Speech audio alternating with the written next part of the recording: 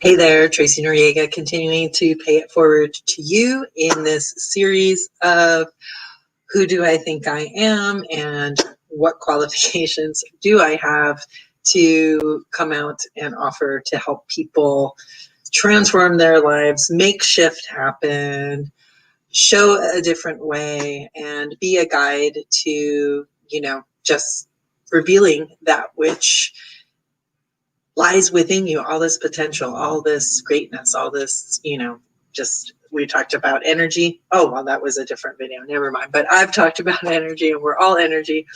And therefore, tapping into that. So this one is about therapy. And again, I'm not a therapist. I'm not a counselor, and I'm not a certified life coach. But I've done, yes, tons of therapy. And just because I've done tons of therapy doesn't mean necessarily that I am at all thinking I could be a therapist. But guess what? I have learned so many things and incorporated and used it in my life and have helped others. Again, I have helped others with that stuff too, of what I've learned, and impart that wisdom, or just, again, show them a different way and maybe put them in that direction where I've been in therapy on and off since 7 years old, because again, I had shared, if you didn't catch that, I had been molested as a kid by my dad, and state court ordered that I had to go to therapy. And it wasn't the funnest, I have to say. I didn't really like it. I still remember his name, Dr. Vermore, for whatever reason. But it would be in high school when I took my first psychology class with Dr. Hospers, Mr. Hospers rather, Mr. Hospers, and him sharing with us that we have the potential to do anything, because we have all of the emotions and all of the things inside of us that whatever we think we couldn't be capable of doing, we actually are, because we're human, and everybody has a breaking point, and just that you have the potential to be any of those things. And it was kind of eye-opening to me, and then realizing too, of all the things that had happened to me, I didn't want to be like, in abusive relationships. I didn't want to be like teenage pregnancy, or be knocked up by, all these baby daddies and stuff like that, and have unhealthy relationships and think of myself as that. So I really, when I took that class, it was sort of like, okay, I guess that would be the beginning of my self-help, journey of looking for ways to get over and through that. And then when I'd go to college, take the Psych 101, and I took my first human sexuality course too, to learn about that aspect and get in touch with all of that. And that was eye-opening to see all the different, fetishes and such, but also to see and understand that,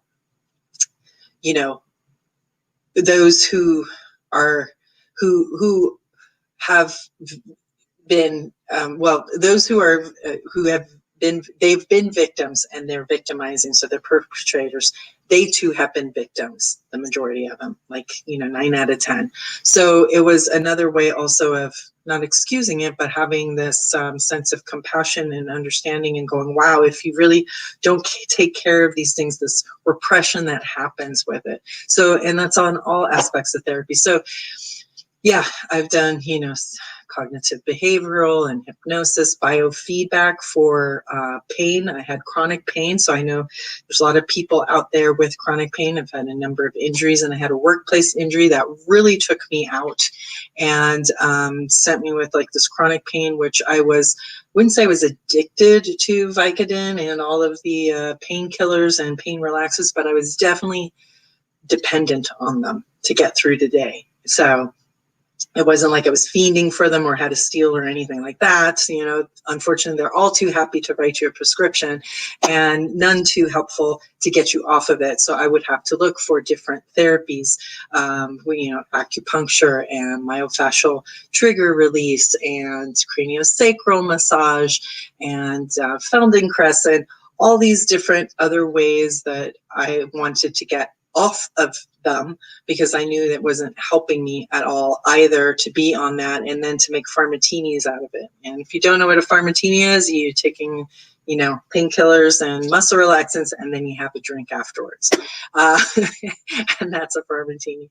So in therapy also for separation, divorce, grief, lots of PTSD, and then my partner and I have our nephew that we're raising, and we would now and continue to be in therapy with him, family therapy, behavior coaching, and a variety of other things. So believe me when I say I am all too happy to give you resources to let you know, to turn you on maybe to something that you hadn't thought of or hadn't heard of, with all of these kind of therapies that exist and do help.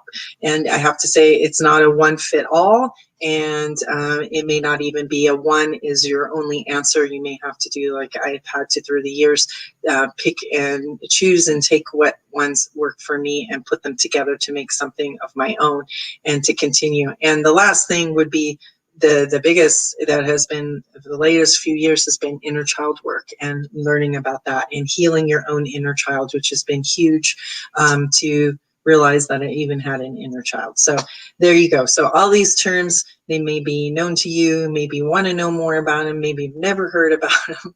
And again, I invite you to, you can always book a discovery call, wait till I, bring out the webinar to show you a lot of these things and how I make them work.